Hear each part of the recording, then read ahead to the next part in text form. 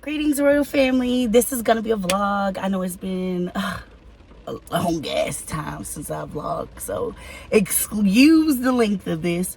I'm gonna talk about something that's been going on in my life that's been very hard for me to adjust to, and it's kind of it's knocking me off of my creative juices, is grief. So Valentine's Day 2023, I lost my mom. That is, if you know me, you know how much I love my mom, how much we look alike, how much we talk alike, how much we are alike. And that's my shawty, like, y'all, you know, and my little boo or whatever. So in her passing, it was very abrupt. No one expected it. It was literally like, I talked to her that morning, and 5 hours later she was dead. And she really fucked me up. Not gonna hold nobody.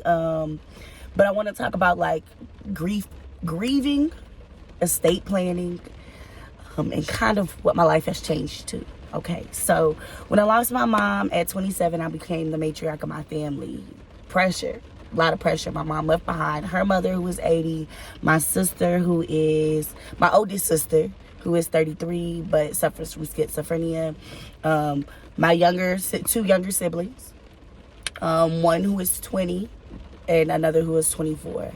My brother, who is 24, his birthday was 4 days after my mom's passing. My nephew, my mom also left behind grandchildren, my nephew and my son. My nephew's birthday was a week, maybe 7 days before her passing. So that left my mom's like boys who like, she was their mom. My nephew, even though that's her grandson, she was raising him, assisting me in raising him. He felt like he lost his mom, and I couldn't invalidate his experience. So that's what my mom left behind. Me being the family woman that I am, I stepped up to the role with no pressure. Like, I knew what I was being called to do. Rewind. 2 years before my mom passes, I have a dream that somebody important in my family, in my immediate family, would pass. So I packed all my shit and I moved home.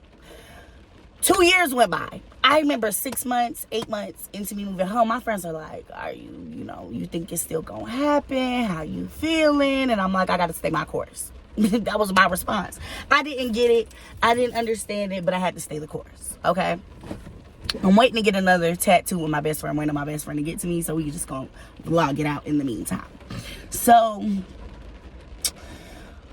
okay, so fast forward to she actually passing. I had to tell my little brother and sister about her passing. I had to plan her funeral.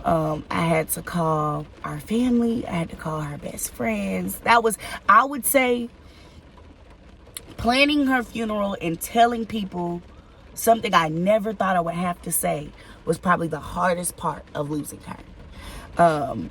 And I would say telling people was hard because I had to tell women I grew up with, my aunties. I had to tell her best friends. I had to tell her nieces and her nephews about her passing. And that was very hard for me because I was the first one to tell them, and I was the first to hear their grief and their pain and their disbelief in her passing. And that was hard. It was very hard. Planning her funeral was terrible. They asked me shit I never wanted to answer. What's the last outfit I want to see my mama in?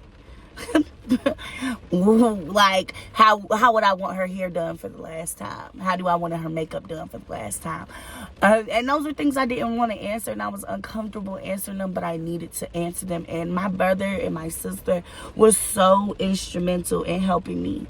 They did not abandon me. Yes, they were the youngest, and they know that I want to take care of them, and I want to make this transition easy for them. Simultaneously, they want to make this transition for me because they know I'm going to take care of them. They know I'm going to step up to the plate, but they also know that they want to take care of me, and that just like this is hard for them, this is hard for me. And so it was a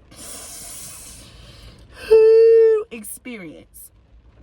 For someone, and also prior to my mom's death, I had never dealt with immediate deaths before.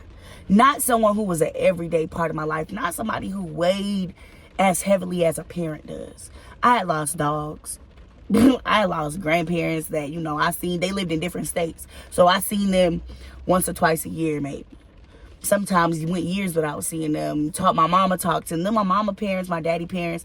And I didn't really have the connection, a thorough connection, a deep connection, a soul tie connection with.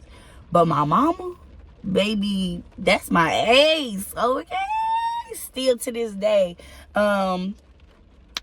So that was a struggle for me. Planning her funeral was terrible. My grandmother at 80 years old lost her only child, and the amount of grief that she's going through is insurmountable. And with grief comes a lot of lashing out, depending on how people are handling their grief. And my grief, I don't do a lot of lashing out because I sit with my feelings. If I'm sad, I just be sad. Baby, I just be sad. If I gotta cry, I might go in the bathroom, start crying. Like, I'm not ashamed of how I feel. I allow myself the space to grieve. In some conversations I do not engage in front of people because I don't know how I'm gonna react. I don't know. Like Mother's Day, I requested off. Don't look for me. I miss my mama. It was hard for me. It was very hard. I told myself I'm not gonna cry during this, and I'm gonna stick to that. So if you catch the pauses and shit in between, I had to dry my face off. Even Mother's Day was very hard for me because I'm a mother and my family wants to celebrate me, but I don't want to be celebrated because I want to celebrate my mom and I miss her. So grieving has been a lot. My friends have allowed me the space to grieve even though they are grieving, because if you know me, like really, really know me, you know my mom is a part of my world. You can't be around me too long and not ever meet my mama, because that's not my mama. My mom was, and the thing is my mom was very proud of me. Very proud of me. Very encouraging of me. Very motivating and pushed me. Even when she didn't understand my journey, even when she didn't understand my path, even when she didn't understand my life, my mom still believed in me. Always believed in me. Always. Oof. Pause. I knew this was going to be hard, but it's okay. So even when I did not do what my mom said, my mom was still very proud of me. And she never lacked showing and expressing how proud of me she was. Same with my siblings. One thing about my mom is she may not have been perfect, but her love was undeniable. Her service was beautiful. Me and my siblings panned it. One thing about grief is that it will show you the people who do not fucking respect you. It will show you the people who do not respect your loved ones' best wishes or their last wishes or what you wish for them in their passing. And in that, after it's all said and done, baby, you don't lash out. You keep it moving. Cute little gem for you. Because in my mama's passing was so many folks who really said they had my mom and me's best interests. There's folks I ain't heard to, ain't even called to check on me since once. And that lets me know where I sit in your life, because when people matter to you, you treat them like they matter. You check on them, because I don't got too many friends who lost their parents. I don't know them. I think all my friends still have their parents. But I'm just that friend that when the going is tough, I show up. I check on you. If I physically can't be there, I'm communicating. The world, my mama's passing has shown me who in this world really fuck with me, who love me, considers me, values me, wants to spend time with me, wants to ensure that I am well. And there ain't many. I'm not gonna hold you. It ain't many. Because in real life, a lot of folks didn't check on me. A lot of folks who really say they love me, really say they have my best interests, really say they think of me, but they never reach out. And I just keep that in mind. I'm not going to say I hold it against them and I think that they hate me. I think that the way they love me is not the way I like to be loved. I like my love intimate, personal, So if it's not that, you can keep it. Respectfully, you can keep it. As far as estate planning goes, I really, really, really, really wish if you are someone's child and your parents are still living, I hope that you talk to your parents about it. What's crazy is that in the 2 years that I lived at home, I was trying to talk to my mom about estate planning and the after death and all of that. She wasn't hearing it. She wasn't hearing it, but she did have life insurance. And a little life insurance goes away. My mama didn't like flowers. So with no flowers at her funeral. She don't like flowers. Everyone was vibrantly dressed, but she didn't like flowers. She didn't care for that. So other than a spray on top of her casket, wasn't no flowers there. It was very beautiful. Me and my siblings did things for her. I put some crystals in her casket because you know I gotta send my girl alive right, protected, respected, and loved always. I recommend that, you know, you talk to your parents about that. You talk to your loved ones about that. You make sure that they are in order when they pass, because death is unexpected. Very unexpected. You will never know. You will never know. At 27, you couldn't have told me I would be the matriarch of my family.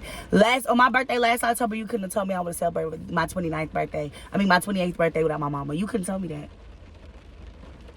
Could have never told me that. And me believe you? You couldn't have told me that. And I still knew this. And even in the 2 years of me being with my mother, I knew I had to understand that it wasn't meant for me to change it. I was just supposed to be there. It's not meant for me to change it. Also, I had to understand that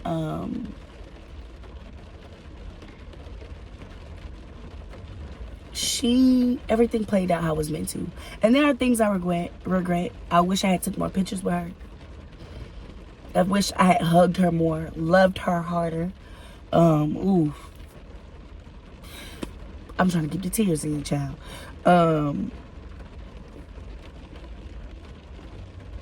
Wish I had been sweeter to her.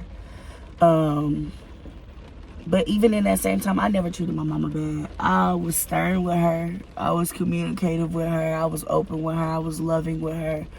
I didn't treat her bad, but I wish I had just spent more time. I wish I could have 5 more years. I wish I had more kids, so that my kids would, my future kids would have gotten to love her.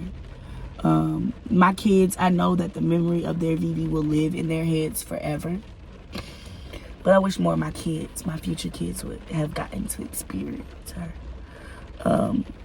She was a phenomenal grandmother.